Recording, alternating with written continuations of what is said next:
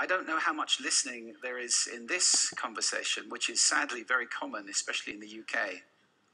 We're becoming So the picture that he is talking about is a cell phone saying you are dumped in a text message, and basically the word connected with a question mark right next to it. He's talking about how because of technology and because the art of listening is being now changed into personal broadcasting, he's talking about how there's really no more connection in the message that people are giving to each other because of the ability to not, a person can say, can see the message you are dumped, and he's pointing out that it's a popular way to break up with someone in England. And it's become a form now to not be connected to what you're saying, even what you're listening. If you go onto a social network, you don't have to see what another person's doing. You can block it. You don't have to see anything that they text you or email you or video record you, because you're able to delete. The ability of listening and also personal broadcasting is now taking over. And now the media is even having a hard time making people paying attention, because words are going in one ear and out another, so people aren't really listening. So now there has to be certain specific words or sounds to get a person's attention. Sensitized. Our media have to scream at us with these kind of headlines in order to get our attention.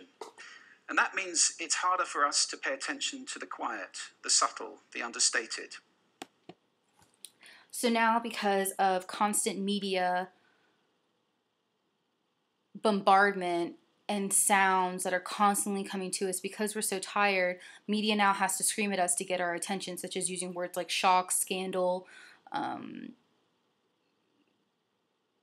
unbelievable, things that will definitely get your attention. But now, because we're even getting desensitized even through media, we're desensitized with our everyday lives, and now we're getting desensitized through media.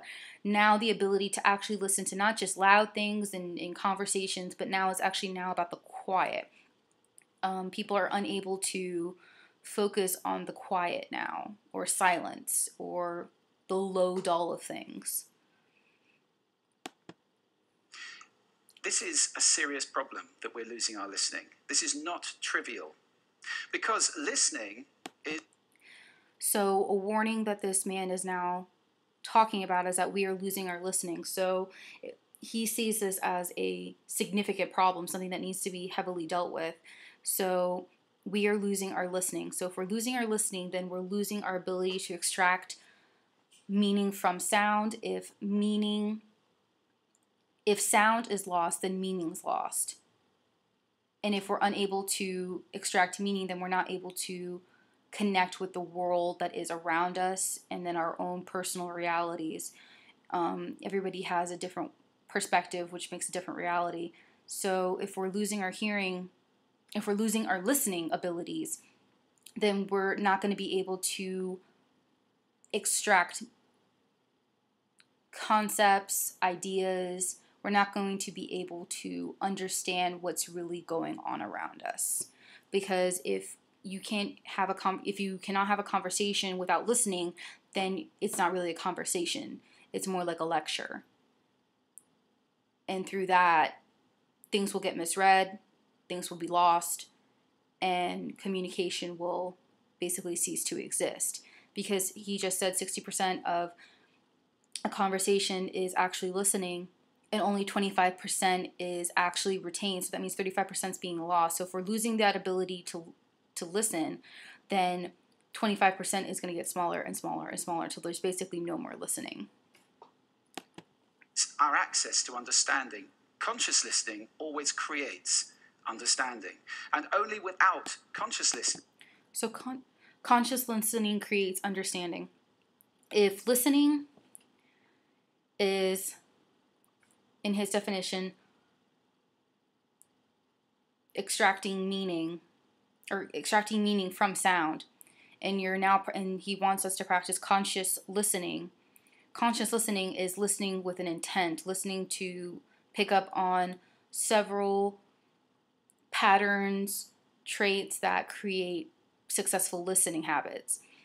So conscious listening creates understanding. So understanding what? Understanding meaning, understanding purpose, understanding intent, understanding purpose of speaking and or listening. So if a purpose of me going to a class is to listen to the professor's lecture so that I can gain the knowledge that I need to be, for example, a successful interpreter. If a person goes to a CPR class, they're going for the intent to listen to so that they can learn and understand how to successfully administer CPR to save a person's life. If conscientious listening creates understanding, then understanding obviously is making sure that comprehension is taking place. So conscious listening leads to comprehension, which leads to understanding, and a person is able to walk away with something. They're able to learn something, make connections, access the information in a correct fashion. Can these things happen? A world where we don't listen to each other at all is a very scary place indeed. So the pictures that he posted were pictures of war, of rebellion, of bullying, of the woman soldier who lined up several Iraqi soldiers. He's talking about a world that, without listening, look at all the things that can possibly happen. So without conscientious listening, there's misunderstanding, which can lead to war. Without listening, a child can continue to be bullied. And if no one listens to that child's outcries, then this child will continue to be bullied. And being picked on is a serious problem because no one's listening. If a person is saying, hey, I'm being hurt, or I'm not being fed, or if a person's trying to communicate to another person that something is wrong, something is happening that's not supposed to be happening, and nobody's listening, then things will carry on and they will get to a severe level. So what he's trying to point out is that because of listening, a lot of things can be prevented, such as pain, death, war, famine. There are, a multitude of things that can actually be prevented through listening, through conscientious listening. Share with you 5 simple exercises, tools you can take away with you to improve your own conscious listening. Would you like that? Good. The first one is silence.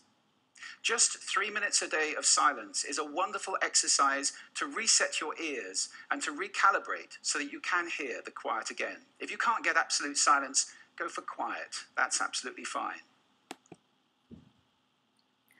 Okay, so the first step to listening better is by going for quiet.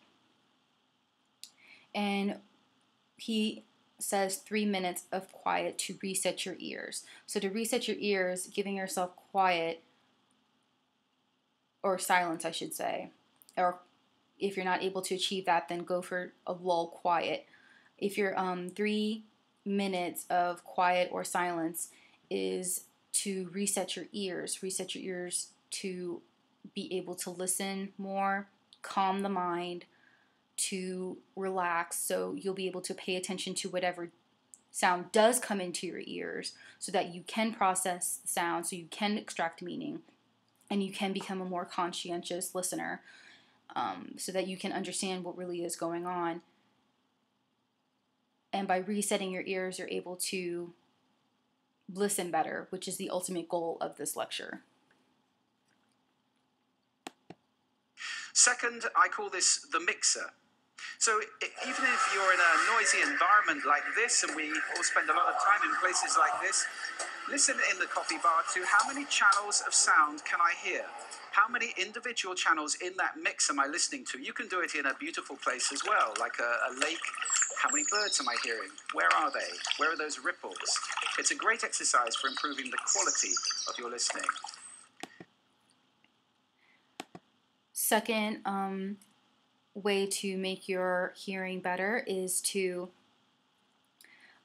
it's called the mixer. So if you are in a loud environment and you have a lot of sounds going on, try to isolate all the different sounds, all the different channels of sound. So you can have an expression machine going on, you can have a person to your right talking, you can have a computer keyboard being tapped. Basically, you're trying to identify individual channels of sound so that you're able to isolate, and that actually can sharpen your skills for more conscientious listening. By doing that, you're able to sharpen your skills, because this is an everyday activity, but it's to help you become more conscientious in what you're listening for. So if you're listening specifically only for the keyboard tapping, then you're able to isolate that one sound. So if you're trying to hear a person in a coffee shop talk to you while all these sounds are going on, you're going to be able to focus on that one channel of a person. But first you have to get practice in. This is an everyday practice. This is an everyday skill builder.